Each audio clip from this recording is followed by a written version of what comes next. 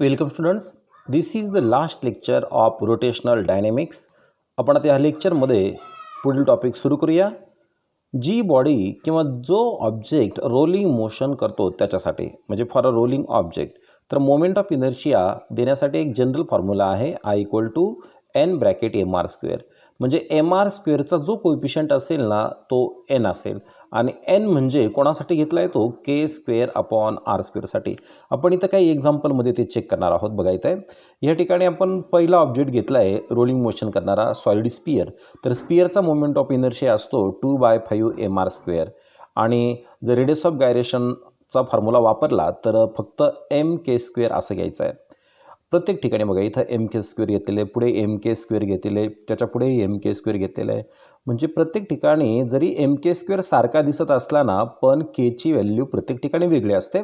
तर आपण आता जनरली इतकंच बघणार की फक्त mr²चा जो कोएफिशियंट आहे तो n म्हणून घ्यायचा आहे. म्हणजे सॉलिड स्पियरसाठी जर मोमेंट ऑफ इनर्शियाचा फॉर्म्युला 2/5mr² असा आहे, तर मग यांची व्हॅल्यू 2/5 होणार. इथं 2/5 यांची म्हणजेच k²/r²चे. रिंग ऑर हॉलो सिलेंडर घेतला आपण. आता रिंगवर रिंग ठेवत गेलं तर हॉलो सिलेंडर तयार होतो. म्हणजे रिंग आणि हॉलो सिलेंडर यांचा मोमेंट ऑफ इनर्शिया सेम असतो, दॅट इज I=mr², आणि mr²चा कोएफिशियंट 1 आहे, that is n=1. Uniform disc or solid cylinder. आपण युनिफॉर्म डिस्क घेतली आणि डिस्कवर डिस्क जर आपण ठेवत गेलं तर तयार होईल सॉलिड सिलेंडर. म्हणजे जो मोमेंट ऑफ इनर्शिया युनिफॉर्म डिस्कचा तोच सॉलिड सिलेंडरचा. मग आता मोमेंट ऑफ इनर्शिया युनिफॉर्म डिस्कचा असतो I=1/2mr². या ठिकाणी mr²चा जो कोएफिशियंट आहे दॅट इज 1/2, म्हणजेच यांची व्हॅल्यू येते 1/2. Thin walled hollow sphere. Thin wall आपण हॉलो स्पियर जर घेतला तर त्याचा मोमेंट ऑफ इनर्शिया असतो 2/3mr², आणि mr²चा जो कोएफिशियंट आहे या ठिकाणी तो 2/3 आहे. म्हणजे यांची व्हॅल्यू काय येणार मग 2/3 येणार आहे. During rolling rod is considered as cylinder. म्हणजे रोलिंग मोशन होत असताना, कोणाची रोलिंग मोशन होत असताना, रॉडची जर रोलिंग मोशन होत असेल तर रॉडला सिलेंडर म्हणून कन्सिडर केलं जातं. During rolling the ratio of, बघा रोलिंग होत असताना कोणाचा रेशो घ्यायचा आपल्याला, ट्रान्सलेशनल कायनेटिक एनर्जीचा. कोणाशी घ्यायचा आहे, रोटेशनल कायनेटिक एनर्जी बरोबर, आणि तोच परत अजून कोणाशी लिहायचा आहे, टोटल कायनेटिक एनर्जी बरोबर. म्हणजे translational kinetic energy, rotational kinetic energy and total kinetic energy या तिघांचा आपल्याला एकत्र रेशो लिहायचा आहे. तर तो रेशो असतो ट्रान्सलेशनल कायनेटिक एनर्जीच्या जागेवर 1, रोटेशनल कायनेटिक एनर्जीच्या जागेवर k²/r², आणि टोटल कायनेटिक एनर्जीच्या जागेवर ब्रॅकेट 1 + k²/r². हे आपण मागच्या लेक्चरला बघितलेलं होतं. आपण असे लक्षात ठेवू शकता k²/r² ही nची व्हॅल्यू घेतली जाते. मग इथं 1:2 इथं n:2 इथं 1 + n असं सोपं वाटतं बघा. 1n 1 + n 1n 1 + n. म्हणजे 1 कोणासाठी झालं आहे, translational kinetic energy, k²/r² rotational kinetic energy, and 1 + k²/r² total kinetic energy. आपण आता ह्या रेशोचं एक एक्झाम्पल घेऊया. समजा आपण हॉलो स्पियर घेतला. हॉलो स्पियरसाठी एनची व्हॅल्यू म्हणजेच k²/r²ची व्हॅल्यू 2/3 आहे. बघा मगाच्या चार्टमध्ये आपण बघितलं होतं. या ठिकाणी थिन वॉल्ड हॉलो स्पियरसाठी एनची व्हॅल्यू 2/3 आपण या ठिकाणी वापरत आहोत. बघा translational kinetic energy as to rotational kinetic energy as to total kinetic energy. मग हा तिघांचा रेशो आपल्याला घ्यायचा आहे. वरती आपण इथं बघितलं होतं बघा, 1:2 k²/r² अँड ब्रॅकेट 1 + k²/r², किंवा याला आपण n म्हणू शकतो. मग इथं घेतलं बघा 1 नंतर n म्हणजे 2/3, आणि 1 + n म्हणजे 1 + 2/3, किंवा 1:2 k²/r² म्हणजे 2/3 + 1 + k²/r² म्हणजे 1 + 2/3. आणि आता यांची ॲडिशन आपण करू शकतो आहे. 3 × 1 3 + 2 5 म्हणजे 5/3. इथं 5/3 घेतलं. या दोन्ही टर्म ॲज इट इज आपण घेतल्या. आता हा रेशो आपल्याला सिंपल रेशो तयार करायचा आहे. मग काय करायचं बघा, इकडे पूर्ण रेशोला 3ने काय करा, मल्टिप्लाय करा. इथं 3 आहे ना, 3ने मल्टिप्लाय करून घ्या. इथं 3ने मल्टिप्लाय केलं 3 येणार. इथं 3ने मल्टिप्लाय केलं 3 3 कट होणार, फक्त 2 राहील. आणि इथं 3ने मल्टिप्लाय केलं 3 3 कट, फक्त काय राहील, 5 राहील. म्हणजे 3:2:5 या प्रकारचा तो रेशो तयार होतो. याचं आपण पर्सेंटेज बनवलं तर पर्सेंटेज कसं तयार होईल बघा इकडे. असं समजा आता ही तर टोटल एनर्जी आहे. टोटल कशी काढली जाते, 3 आणि 2 यांची ॲडिशन काय होते, 5 होते. ही टोटल एनर्जी आहे. म्हणजे दोघांचं मिळूनच 100% तयार होतं, लक्षात ठेवायचं. म्हणजे मग 3 + 2 किती होणार, 5 होणार. मग 5 झाल्यावरती मग 100चे आपण 5 पार्ट केले तर 20 होईल. मग म्हणजे मग 23 जार काय 60 आणि 22 जार काय 40 आणि दोघं मिळून टोटल होतं, म्हणजे दोघं मिळून 100 होतं. म्हणजे 60% ॲज टू 40% ॲज टू 100% ह्या पद्धतीचा रेशो आपण बघितला आहे. हा कोणाचा रेशो आला, translational kinetic energy as to rotational kinetic energy as to total kinetic energy. आपला थेरीचा टॉपिक जवळपास संपलेला आहे. आता आपल्याला फक्त थोडीशी फॉर्म्युल्यांची रिव्हिजन बघायची आहे. काही ॲनालॉगस कायनेमेटिकल इक्वेशन्स. ॲनालॉगस कायनेमेटिकल इक्वेशन्स म्हणजे जे कायनेमेटिकल इक्वेशन आहे ते लिनियर मोशन आणि अँग्युलर मोशन यांच्यामध्ये कसे आहेत ते आपल्याला एका चार्टमध्ये बघायचं आहे. आता इक्वेशन फॉर ट्रान्सलेशनल मोशन, इकडे ट्रान्सलेशनल मोशन घेतो आहे आपण आणि तिकडे घेतो आहे rotational motion. Equation analogous equation for rotational motion. बघा तिकडे ही आहे average velocity equal to, average काढताना काय करायचं, initial velocity plus final velocity divided by 2 म्हणजे काय मिळेल आपल्याला, ॲव्हरेज मिळेल. म्हणजे u + v अपॉन काय 2, फक्त एक करायचं आपल्याला इथं. आता इकडे जर ट्रान्सलेशनल मोशन आहे तर इथं v आलेला आहे, तर तिकडे ओमेगा येणार रोटेशनल मोशनमध्ये. ओमेगा आला, ओमेगा ॲव्हरेज. इथं इनिशियल व्हेलॉसिटी u ने दाखवतात आणि फायनल व्हीने दाखवतात. अँग्युलर मोशनमध्ये इनिशियल अँग्युलर व्हेलॉसिटी ओमेगा 0ने दाखवली आपण आणि फायनल ओमेगाने दाखवली आणि ॲव्हरेज काढायचं म्हणजे डिवायडेड बाय 2 करायचं आहे. सेकंड फॉर्म्युला आहे ॲक्सिलरेशनचा फॉर्म्युला आपल्याला माहिती आहे, लिनियर ॲक्सिलरेशनचा rate of change of linear velocity म्हणजे d/dt ऑफ काय व्ही. आणि इथं वरती आपण बघितलं आहे आता व्हीचा फॉर्म्युला जो आहे, व्हीचा फॉर्म्युला म्हणजे रेट ऑफ d/dt म्हणजे rate of change of velocity. Velocity change होण्याचा रेट, व्हेलॉसिटी चेंज होण्याचा रेट म्हणजे टीने डिवाईड करायचं आहे आणि व्हेलॉसिटीमधला चेंज म्हणजे final velocity minus initial velocity असं करायचं आहे. मग आता dv/dt ही टर्म जरा वेळ तुम्ही बघू नका, फक्त a = v - u/t जर बघितलं तर हा t इकडे येला डिवाईड झाला तर at होईल. बघा at मायनस यू जर इकडे आला तर प्लस होईल, झाला हा प्लस यू आणि राईट साईडला फक्त व्ही राहील म्हणजे हा व्ही, म्हणजे व्ही = u + at असा फॉर्म्युला आपल्याला दिसतो आहे. आणि हेच जर आपण कुठे बघितलं, रोटेशनल मोशनमध्ये जर बघितलं तर कुठं कुठं चेंज करायचं आहे बघा आपल्याला. मी इकडेच ते चेंजेस सांगतो. लिनियर ॲक्सिलरेशन ए, त्याच्या जागेवर अँग्युलर ॲक्सिलरेशन अल्फा येणार आहे, हे पा अल्फा. नंतर व्हीच्या जागेवर ओमेगा येणार, परत इथं व्हीच्या जागेवर ओमेगा येणार आणि यूच्या जागेवर ओमेगा 0 घेणार आणि टी असाच असणार आहे, हे बघा दिसतंय आपल्याला. आणि परत इथं पहा व्हीच्या जागेवर ओमेगा येणार, यूच्या जागेवर ओमेगा 0 येणार, ओमेगा 0. नंतर हे लिनियर ॲक्सिलरेशन ए, तर अँग्युलर अल्फा येणार, पुढचा टी तसाच असेल, अल्फा टी. ओके, तर पुढचा नेक्स्ट फॉर्म्युला आहे परत displacement S = average velocity into time आहे. आणि ॲव्हरेज व्हेलॉसिटीचा फॉर्म्युला 1 नंबरला आपण बघितला आहे u + v/2. मी तर u + v/2 हा झाला ॲव्हरेज व्हेलॉसिटीचा फॉर्म्युला, मल्टिप्लाय टी दिसतो आहे. आता या ठिकाणी परत एक गोष्ट लक्षात घ्या तुम्ही, आपल्याला व्हीची व्हॅल्यू 2 नंबरच्या फॉर्म्युल्यात काय दिसते, u + at. आपण काय करणार, व्हीच्या जागेवर परत टाकणार u + at आणि हा u आधीचा तसाच आहे आणि ब्रॅकेटच्या बाहेर टी दिसतो आहे. u + u म्हणजे 2u होणार, झाला 2u, पुढचा प्लस at आणि डिवाईड 2 आहे. आता परत आपण एक करूया, काय करा, टीने मध्ये मल्टिप्लाय पण करायचं आणि 2ने डिवाईड पण करायचं. समजा आपण ह्या 2uला 2ने डिवाईड केलं तर 2 कट होणार, u शिल्लक राहणार आणि यूला मल्टिप्लाय टी म्हणजे ut होईल, हे प्लस घेतलं. आता ह्या ठिकाणी परत 2ने डिवाईड करणार म्हणजे 1/2 होणार, झालं 1/2 आणि एटीला परत टीने मल्टिप्लाय केलं तर at² होईल, म्हणजे ut + ½ at². आता तुमच्यासाठी मी हे सोडतो आहे की तुम्ही अँग्युलर म्हणजे रोटेशनल मोशनमध्ये तुम्ही काय काय चेंजेस कराल कुठं कुठं. लिनियर डिस्प्लेसमेंट येस, तर अँग्युलर डिस्प्लेसमेंट कोण असते थिटा. इथं व्हीच्या जागेवर काय येणार ओमेगा येणार. यूच्या जागेवर काय येणार ओमेगा 0. व्हीच्या जागेवर काय येणार ओमेगा येणार. 2 आणि टी ॲज इट इज आहे. परत बघा इकडे यूच्या जागेवर तिकडे मी दाखवत नाही, विचार करा आता. यूच्या जागेवर ओमेगा 0, यूच्या जागेवर ओमेगा 0, एच्या जागेवर alpha. You plus you 2u म्हणजे काय होईल 2 ओमेगा 0 आणि एचा काय होईल अल्फा होईल.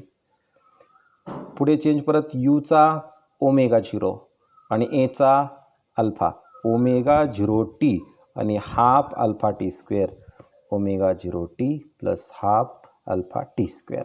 आणि लास्ट फॉर्म्युला आहे V square equal to U square plus 2as. सांगा मला ॲनालॉगस क्वांटिटी सांगा.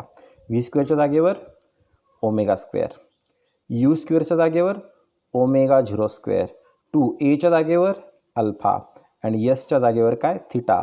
ये लिनियर ॲक्सिलरेशन तर alpha angular acceleration. S linear displacement तर थिटा अँग्युलर डिस्प्लेसमेंट दिसतंय बघा.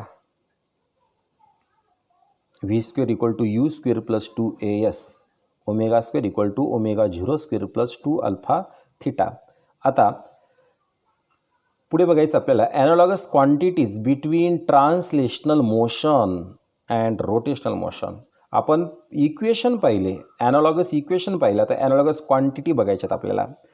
ट्रान्सलेशनल मोशन आणि रोटेशनल मोशन दोघांच्यामध्ये. आणि ह्या दोन क्वांटिटीच्यामध्ये असणारं रिलेशन पण पुढे आपण लिहिणार आहोत. बघा ट्रान्सलेशनल मोशनमध्ये लिनियर डिस्प्लेसमेंट तर रोटेशनलमध्ये angular displacement. Linear displacement vector S तर अँग्युलर व्हेक्टर थिटा. आणि व्हेक्टर यस आणि व्हेक्टर थिटा यांचं रिलेशन आहे vector S equal to vector theta cross vector R. ही लक्षात ठेवायचे फॉर्म्युले. त्याच्यानंतर सेकंड फॉर्म्युला लिनियर व्हेलॉसिटीसाठी. इकडे लिनियर व्हेलॉसिटी तर पुढे अँग्युलर व्हेलॉसिटी.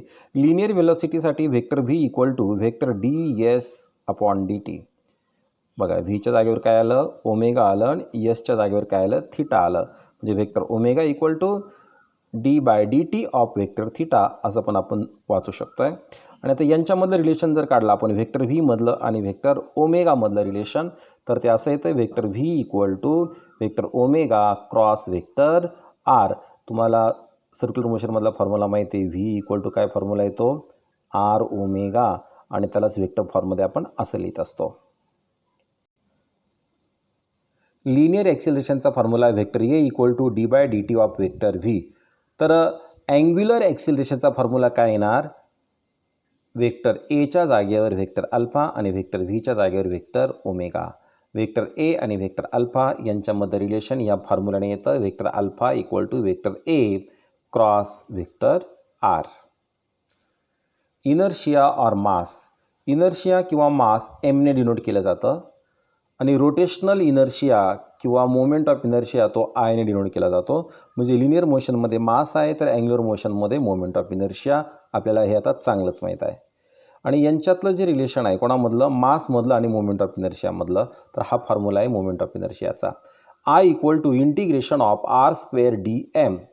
आणि यालाच आपण असं लिहू शकतो इंटिग्रेशन लिहिण्याच्या ऐवजी समेशन करतो आपण. तर समेशन कोणाची डी एम हे मास आहे ते एमने दाखवायचं, डिस्टन्स आर आहे ते आरनेच आहे. फक्त इतकं की इथं M I R I I दाखवलं आपण. म्हणजे किती मासचे पार्टिकल किती असतील आय आणि त्यांचे डिस्टन्स किती असतील आर आय असतील.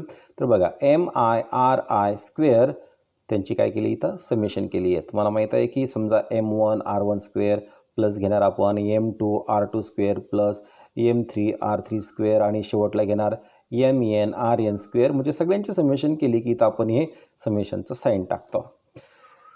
आता नेक्स्ट आहे लिनियर मोमेंटम. लिनियर मोमेंटमचा फॉर्म्युला आहे vector P equal to M vector V. आणि आता अँग्युलर मोमेंटम लिनियर मोमेंटमच्या जागेवर angular momentum. Linear momentum vector पीने तर अँग्युलर मोमेंटम व्हेक्टर एलने दाखवतात. मासची analogous quantity moment of inertia आणि लिनियर व्हेलॉसिटीशी ॲनालॉगस क्वांटिटी आहे अँग्युलर व्हेलॉसिटी, म्हणजे vector L equal to I vector omega आलं. मग आता वेक्टर पी आणि वेक्टर एल यांच्यातलं रिलेशन आपल्याला कसं दाखवता येईल? Vector L equal to vector R cross vector P. आपण जे हे फॉर्म्युले बघतोय ना, आपण चॅप्टर शिकताना सगळे फॉर्म्युले बघितलेले आहेत, फक्त आपण समराईज करत आहोत ते. नेक्स्ट आहे force. Vector F equal to D by D T of vector P. आता हे लिनियर मोशनमध्ये फोर्स, तर अँग्युलर मोशनमध्ये टॉर्क असतो. लिनियर मोशनमध्ये लिनियर मोमेंटम, अँग्युलर मोशनमध्ये अँग्युलर मोमेंटम. म्हणजे कुठे क्वांटिटी ॲनालॉगस आहे फक्त तेवढं तुम्हाला लक्षात ठेवायचं आहे, आणि ते लक्षात येत आहे तुमच्या सगळे मागचे लेक्चर व्यवस्थित बघितल्याच्या नंतर. आणि आता वेक्टर एफ आणि हा टॉर्क आहे, तर यांच्यामध्ये रिलेशन बघा. Vector tau equal to vector R cross vector F, हा फॉर्म्युला. त्याच्यानंतर आता वर्कचा फॉर्म्युला आहे, work equal to force into displacement. मग work equal to vector F dot vector S आहे. आणि अँग्युलर मोशनमध्ये म्हणजे रोटेशनल मोशनमध्ये वर्क डब्ल्यूनेच दाखवायचं, फक्त फोर्सच्या जागेवर काय घ्यायचं आहे? टॉर्क घ्यायचं आहे. आणि एसच्या जागेवर म्हणजे लिनियर डिस्प्लेसमेंटच्या जागेवर अँग्युलर डिस्प्लेसमेंट थिटा घ्यायचं आहे. आणि यांचं रिलेशन नाही आहे. Power is the rate of doing work, that means D by D T of काय? डब्ल्यू. मग P equal to power P equal to D W by काय? D T. मग त्याचा फॉर्म्युला आहे वेक्टर एफ डॉट वेक्टर काय? V. आता आपल्याला याच्या ॲनालॉगस क्वांटिटी वापरायच्या आहेत. पॉवर पीनेच दाखवला जाईल, D W by D T as it is येईल. फक्त फोर्सच्या जागेवर टॉर्क येणार आणि लिनियर व्हेलॉसिटीच्या जागेवर अँग्युलर व्हेलॉसिटी म्हणजे वेक्टर ओमेगा येणार आहे. हा चेंज लक्षात ठेवायचा. आणि यांच्यातही रिलेशन नाही आहे. आता बघायचं आपल्याला काय की वेगवेगळ्या प्रकारच्या ज्या बॉडीज आहे, ऑब्जेक्ट आहेत, तर त्यांचे moment of inertias. Expression for moment of inertia for some symmetrical objects. काही सिमेट्रिकल ऑब्जेक्टसाठी आपल्याला मोमेंट ऑफ इनर्शिया बघायचे आहेत. आता तुमच्यासमोर ही जी फिगर दिसते, या फिगरमध्ये मी तुम्हाला डिफरंट ॲक्सिसच्या पोझिशन दाखवणार आहे. ही रिंग आहे असं समजा. काय? ही रिंग आहे, थिन युनिफॉर्म रिंग आहे. या रिंगची रेडियस तुम्हाला आर दिसते. मी 4 डिफरंट ॲक्सिस या ठिकाणी डिनोट करतो आहे. कोणते कोणते ॲक्सिस आहे बघा. 2 ॲक्सिस असतील व्हर्टिकल आणि 2 असतील हॉरिझॉन्टल. आता व्हर्टिकल ॲक्सिस जे असतात ते रिंगला परपेंडिक्युलर आहे. बघा 2 ॲक्सिस आहे. हा सेंटर होता रिंगचा, रिंगच्या सेंटरमधून पास होणारा जो ॲक्सिस आहे त्याच्याभोवती असणारा जो मोमेंट ऑफ इनर्शिया आहे तो आय सी घेतलेला आहे. आणि हा टँजंट आहे.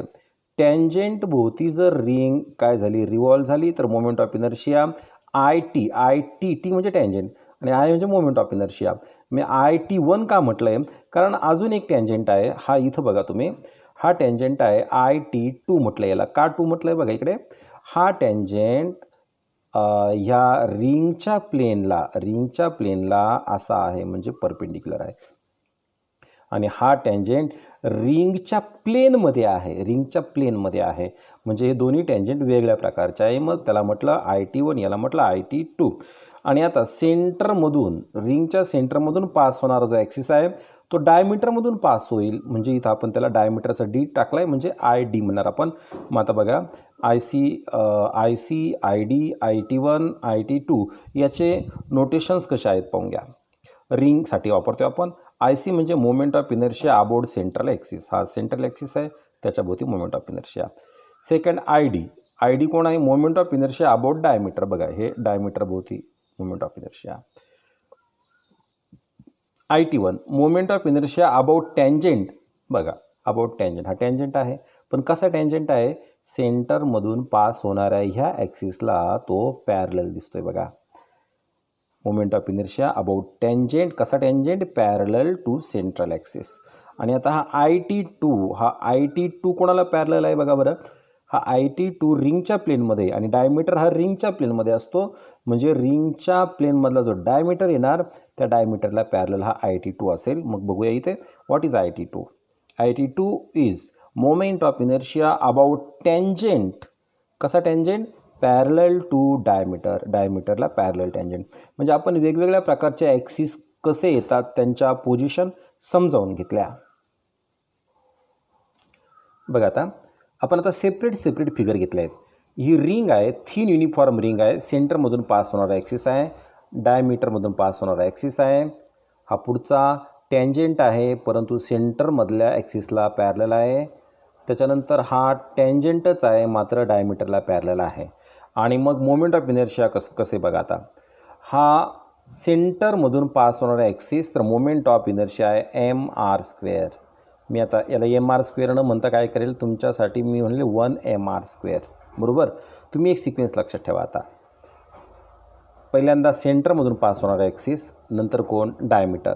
मग सेंटरमधून पास होणारा ॲक्सिस आहे, त्याच्या भोवती मोमेंट ऑफ इनर्शिया 1mr². तर त्याचा हाफ करा म्हणजे काय होईल, 1/2mr². बरं, आता परत 3 नंबरचा ॲक्सिस कोण आहे, हा पहिला टँजेंट. पहिला टँजेंट उभा आहे, दुसरा टँजेंट आडवा आहे. मग पहिला टँजेंट घेताना काय मोमेंट ऑफ इनर्शिया पहा, कोणाच्या, हा 1mr² आहे त्याच्या डबल आहे म्हणजे किती आहे, 2mr².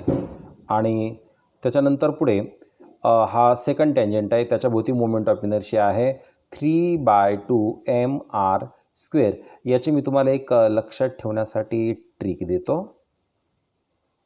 तुम्ही ॲक्सिसचा क्रम लक्षात ठेवा. सेंटरमधून पास होणारा, डायमीटरमधून पास होणारा, फर्स्ट टँजेंट आणि हा सेकंड टँजेंट. आता इथं आहे mr², 1mr². 1चा हाफ करा, हाफ mr². नंतर आता ह्या 1मध्ये 1 ॲड करा 2, या हाफमध्ये 1 ॲड करा 3/2. लक्षात ठेवा असं. आणि सेम असंच मी तुम्हाला आता डिस्कच्या बाबतीतसुद्धा रिलेशन समजावून देणार आहे. आता बघा इकडे, ही डिस्क आहे, फक्त रिंगच्या ऐवजी डिस्क म्हटलं मी याला. आणि ॲक्सिसचा जो क्रम होता ना, ॲक्सिसची ऑर्डर ती जशी आहे तशीच आहे, सेम टू सेम. मग परत आता एक पात्रा बरं का, इथं 1mr² होतं, इथं काय केलं, हाफ केलं. मग इथून इथे जातानाही हाफ आणि इथून खाली येतानाही हाफ. आलं लक्षात, हाफ mr². आणि जे रिलेशन यांचं आपण बघत गेलो ना पुढे, तसंच बघायचं आहे. म्हणजे इथं 1mr² आपल्याला कळाला ना, मग याचा हाफ घेतला इथे. मग इथं हाफ आहे तर याचा हाफ इथं घ्यायचा आहे. मग हाफच्या हाफ काय येईल, 1/4 येईल, म्हणजे 1/4 mr².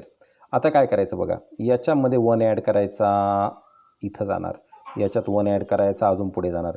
म्हणजे हाफमध्ये 1 ॲड केला तर काय होईल, 3/2. आणि 1/4मध्ये जर 1 ॲड केला तर किती होईल, 5/4 होईल mr². म्हणजे लिंक लक्षात आले तुमच्या. बघा इकडे परत एकदा लास्ट टाईम. रिंगसाठी सेंट्रल ॲक्सिस आणि डिस्कसाठी सेंट्रल ॲक्सिस. रिंगसाठी mr², तर डिस्कसाठी हाफ mr². रिंगसाठी पुढे जाताना 2 नंबरला हाफ करा, डिस्कसाठी 2 नंबरला हाफ करा. 3 नंबरला जाताना 1 नंबरमध्ये 1 ॲड करा. आणि 4 नंबरला जाताना 2 नंबरमध्ये 1 ॲड करा. ओके. आता पुढे स्पियर. बघा इकडे, हा जो स्पियर आहे, स्पियरच्या सेंटरमधून पास होणारा ॲक्सिस आहे आणि हा टँजेंट आहे. स्पियरच्या सेंटरमधून पास होणारा ॲक्सिस, त्याच्या भोवतीचा मोमेंट ऑफ इनर्शिया म्हणजे IC. आणि तो डायमीटर पण होऊ शकतो, म्हणजे ID म्हणूया आपण त्याला. आणि तो आपण आधी पण बघितला होता, IC = 2/5mr². आणि आता हा टँजेंट आहे, बरोबर. आता मी आयडिया देतो त्याला. बघा, 2/5मध्ये 1 ॲड करा, काय होईल, 7/5mr². ओके. आता thin uniform rod or rectangular plate. Thin uniform rod, हा इथून इथपर्यंत एक रॉड आहे. रॉडची टोटल लेंथ L असेल, तर मग इथून इथपर्यंतची अर्धी लेंथ म्हणजे L/2 असेल. आणि रॉडच्या सेंटरमधून पास होणारा ॲक्सिस आहे, रॉडच्या लेंथला परपेंडिक्युलर आहे, तर तो IC मानला जाईल, मोमेंट ऑफ इनर्शिया. मग बघा, ICचा फॉर्म्युला आहे 1/12ml². आणि आता हा ॲक्सिस इथून पास न होता कुठून पास करायचा, आपल्याला एंडमधून पास करायचा. एंडमधून जर ॲक्सिस तो पास केला तर मोमेंट ऑफ इनर्शिया आहे 1/3ml². म्हणजे सेंटरमधून पास झाला तर 1/12 आहे फक्त, आणि एंडमधून पास झाला तर 1/3 आहे. रेक्टेंग्युलर प्लेटचा आपण एंडला घेतलेलं आहे, एंडला बघूया आपण. इथं फक्त आता रॉडचा घेतला आपण.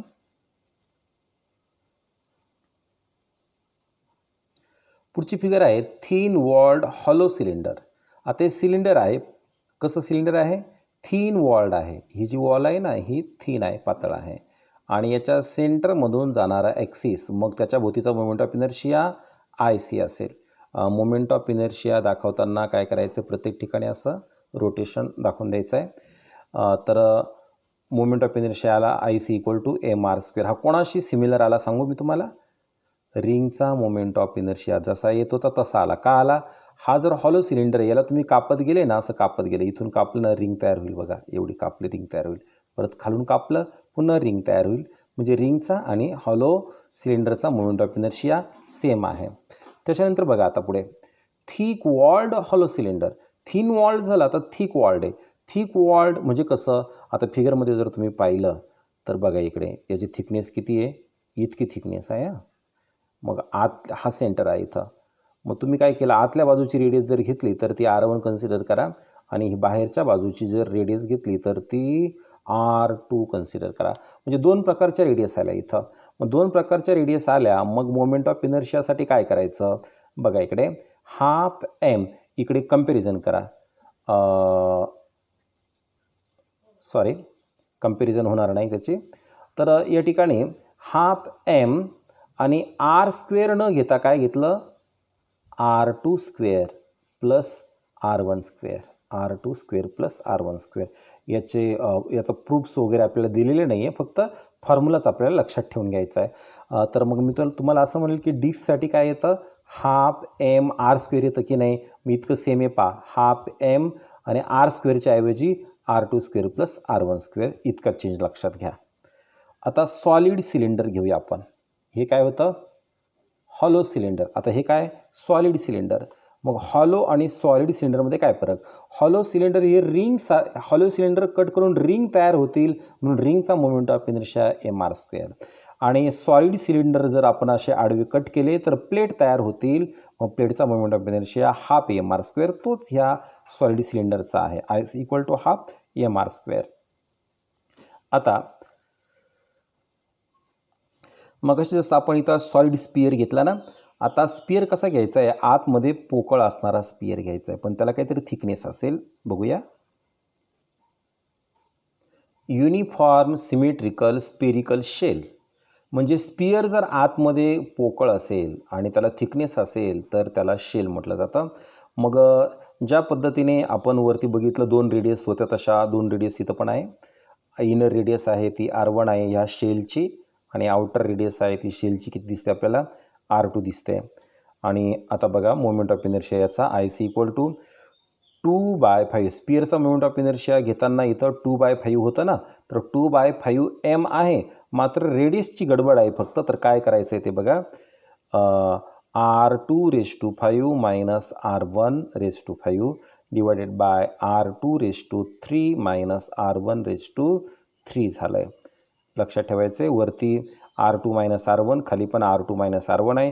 फक्त वरचे जे पॉवर आहे ते 5 आणि डिनॉमिनेटरची पॉवर 3 आहे. कोणासाठी, uniform symmetrical spherical shell. Uniform solid right circular cone. Uniform solid right circular cone, हा कोनचा शेप दिसतोय आपल्याला.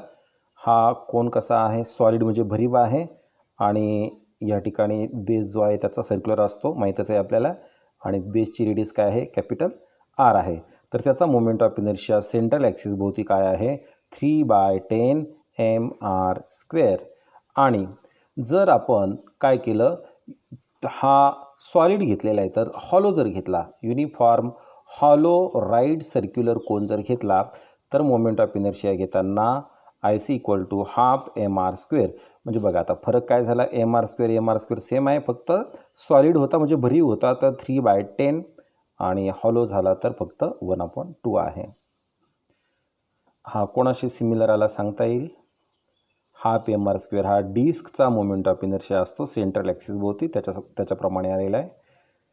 आणि मगाचं जे रेक्टँग्युलर प्लेट राहिली होती, युनिफॉर्म प्लेट किंवा त्याला रेक्टँग्युलर पॅरलेलो पाईप, या ठिकाणी बघा हे मी सॉलिड लाईन दाखवलेले आहेत ह्या वरती. तर ही प्लेट समजा, आणि ह्या पद्धतीने डॉटेड करून कंप्लीट केलेले, तर त्याला रेक्टँग्युलर पॅरालेलो पाईप समजा, तर मग याचा मोमेंट ऑफ इनर्शिया दोघांचा सारखाच येतो, म्हणजे युनिफॉर्म प्लेटचा पण किंवा रेक्टँग्युलर पॅरालेलो पाईपचा पण. तर तो मोमेंट ऑफ इनर्शिया बघा काय आहे, I C equal to 1/12 m. 1/12 कुठं बघायला मिळालं होतं आपल्याला, 1/12 आपल्याला रॉडच्या ठिकाणी बघायला मिळालेला होता. तर तोच या ठिकाणी आलेला आहे प्लेटला 1/12 m.